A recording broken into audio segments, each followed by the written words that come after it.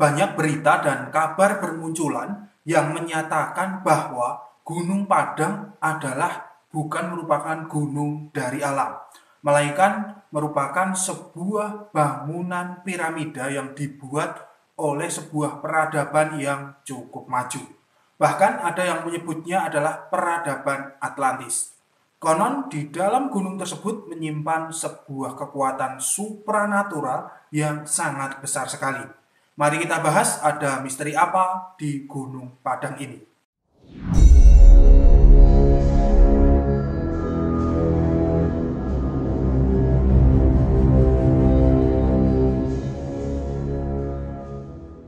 Bismillahirrahmanirrahim. Assalamualaikum warahmatullahi wabarakatuh. Alhamdulillahirabbil alamin. Assalatu wassalamu ala asrofil anbiya'i wal mursalin sayyidina Muhammadin wa ala alihi washabihi ajmain. Amma ba'du. Allahumma shalli ala sayyidina Muhammad wa ala ali sayyidina Muhammad. Rabbi shrah li sadri wa yassir li amri wa hlul 'uqdatam min lisani yafqahu qawli.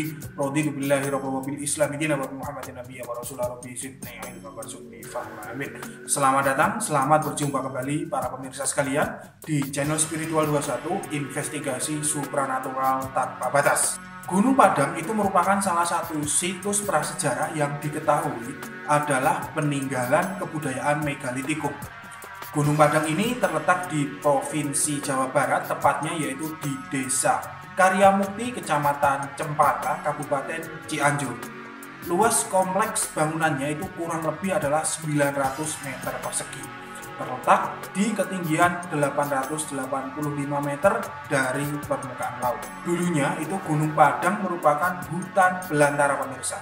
Tempatnya konon itu sangat angker sekali sehingga jarang ada penduduk yang berani naik ke atas gunung ini.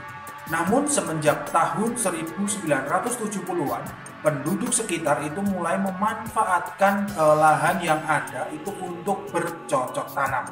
Sebagian dari mereka itu juga ada yang menebangi pohon-pohon di sekitar gunung tersebut, di mana kayunya itu dimanfaatkan untuk membuat rumah.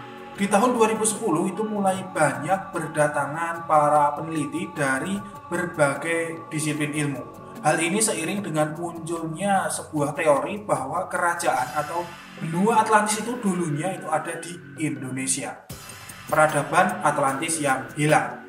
Sosok Plato inilah yang pertama kali menginformasikan keberadaan Atlantis dalam karyanya pemirsa. Plato menulis bahwa Atlantis itu memiliki angkatan laut dan telah menaklukkan Eropa Barat serta Afrika sekitar tahun 9500 sebelum Masehi. Atlantis itu adalah sebuah negara yang sangat makmur, yang mana memiliki cadangan emas dan batuan-batuan mulia yang berlimpah sehingga rakyatnya itu makmur sentosa. Bangsa Atlantis itu juga menguasai pelayaran, perdagangan, terus kemudian memiliki jaringan irigasi serta berkesenian tinggi seperti tari-tarian, teater, musik, dan berbagai olahraga. Namun naas, peradaban Atlantis tersebut tenggelam hanya dalam waktu 1 hari 1 malam setelah gagal menyerang Yunani. Tenggelamnya kerajaan Atlantis itu konon sebagai hukuman atas keserakahan warganya. Para dewa itu menghukum mereka dengan mendatangkan banjir, letusan gunung Merapi, dan gempa bumi yang sedemikian dahsyatnya sehingga menenggelamkan seluruh negara Atlantis tersebut.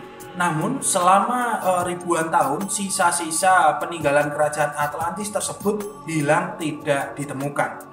Keberadaan Atlantis ini mulai menemui titik terang itu setelah terbitnya sebuah buku yaitu Eden in the East, yaitu di tahun 1999. Menurut buku ini Sundaland merupakan cikal bakal peradaban kuno di seluruh dunia pemirsa. 6 tahun kemudian terbit buku lagi, yaitu buku yang berjudul The Lost Continent Has Finally Found, yaitu di tahun kisaran 2005. Dalam buku tersebut itu disimpulkan bahwa negara Indonesia ini merupakan bekas benua Atlantis yang hilang, yaitu sekitar 11.600 tahun yang lalu. Tepatnya bernama benua Sunda atau Sundaland atau Nusantara. Hal ini karena Nusantara itu memiliki ciri-ciri seperti negara Atlantis tersebut, yaitu terletak di Samudra Atlantik, adanya pelabuhan laut, kemudian navigasi maritim, banyak gunung suci dan gunung berapi, terus kemudian iklimnya itu tropis, ada banyak kuda dan kereta-kereta perang, punya kekayaan mineral logam, terus kemudian sawah dan ladang itu berundak di pegunungan. Teori-teori tersebut itu semakin terbukti seiring ditemukannya situs purba yang berupa struktur batuan piramida di Gunung Padang, Kabupaten Cianjur. Hal ini itu juga dikuatkan oleh sebuah penelitian oleh tim katastrofi purba yang dibentuk oleh kantor staf khusus Presiden bidang bantuan sosial dan bencana. Ketika tim melakukan survei di bawah permukaan Gunung Padang itu diketahui tidak ada intrusi magma. Kemudian pemirsa sekalian, tim peneliti itu melakukan survei bawah permukaan Gunung Padang secara lebih lengkap dengan metodologi geofisika. Hasilnya yaitu Gunung Padang adalah sebuah bukit yang dibuat ataupun dibentuk oleh manusia yang pernah hidup di wilayah itu pada zamannya. Selain itu juga pernah dilakukan uji radiometrik karbon dan dihasilkan bahwa situs tersebut itu berusia kurang lebih 14.000 sampai dengan 25.000 tahun. Yaitu Gunung Padang itu terbukti lebih tua usianya dari piramida Giza di Mesir. Makam misterius. Pada tahun kisaran 2013 di situs Gunung Padang ini ditemukan kurang lebih 5 makam yang sangat tua itu oleh para tim arkeolog. Penemuan tersebut bisa mengungkap tabir bahwa masyarakat sekitarlah yang dulu itu menemukan situs sejarah Gunung Padang ini, pemirsa. Dari beberapa makam yang ada itu terdapat 2 makam yang sedikit memberikan gambaran. Kalau dilihat itu dari bentuknya ya, kedua makam tersebut termasuk makam orang Islam. Dalam nisan makam itu tertulis huruf Latin yang menerangkan nama jasad yang dimakamkan, yaitu bernama Hadi Winata, wafat tahun 1947. Di nisan yang kedua itu tertera pula tulisan Arab itu yang terbaca Prabu, serta terdapat tahun Hijriah yaitu 1356 Hijriah. Diperkirakan kemungkinan jasad di makam tersebut itu adalah golongan para bangsawan pada era itu. Dengan adanya makam-makam tersebut, berarti dulu itu ada masyarakat yang tinggal dan menetap di situ. Penampakan makhluk gaib dan hewan purba misterius.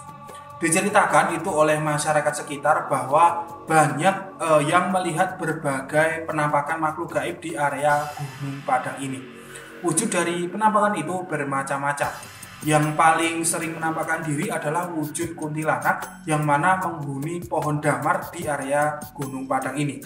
Penampakan yang lainnya yaitu ada sosok hewan besar misterius yang bentuknya itu mirip seperti gajah yang sangat besar dan berbulu. Dalam sejarah, makhluk ini disebut mamut, yang mana merupakan makhluk hidup zaman purba. Selain itu juga pernah ada penampakan gorila besar yang cukup mengagetkan dan membuat bulu kuduk itu merinding. Ada juga yang pernah mengalami itu penampakan Presiden Soekarno dan Prabu Siliwangi di area Gunung Padang ini. Namun, penampakan-penampakan tersebut tidak mengganggu, hanya menampakkan diri saja, kemudian setelah itu menghilang. Pernah ada kejadian ada yang sampai pingsan, pemirsa, karena saking kagetnya ketika melihat penampakan sosok hewan purba tersebut. Pernah juga terjadi kesurupan di area Gunung Padang ini, sehingga dari kejadian-kejadian itu menjadikan Gunung Padang itu ternyata mempunyai aura mistik yang cukup kuat, menyimpan energi supranatural. Gunung Padang itu konon dulunya adalah tempat pertemuan semua tetua adat dari masyarakat Sunda kuno. Dan sampai saat ini masih ada penganut agama asli Sunda itu yang masih melakukan ritual ataupun beribadah di situs Gunung Padang ini. Selain itu juga di Gunung Padang ini ada juga orang yang bertapa ataupun bersemedi, pemirsa. Mereka berkeyakinan bahwa jika bertapa di Gunung Padang ini, doanya itu akan cepat diijabah oleh Tuhan. Umumnya yang datang melakukan ritual itu terkait keinginannya untuk meraih jabatan tertentu, kemudian ada yang untuk lancar rezeki, lalu yang mencari jodoh dan lain sebagainya. Di antara para pelaku ritual tersebut itu ada beberapa yang pernah mendapatkan benda keramat seperti keris, batu akik dan semacamnya. Hal itu merupakan sebuah entitas gaib yang mewujud itu menjadi sebuah benda dan menjadi sebuah pusaka ataupun benda antik dan bisa dimiliki oleh seseorang. Di Gunung Padang ini pemirsa juga terdapat mata air khusus. Tepatnya itu ada di tangga ketika naik ke puncak Gunung Padang ini. Masyarakat mempercayai bahwa air tersebut adalah untuk bersuci ya, ketika itu untuk orang-orang yang ingin mengunjungi situs ini.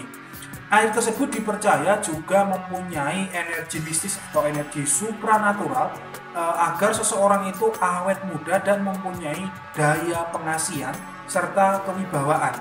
Maka dari itu banyak yang menyempatkan diri membasuh muka di air itu pemirsa.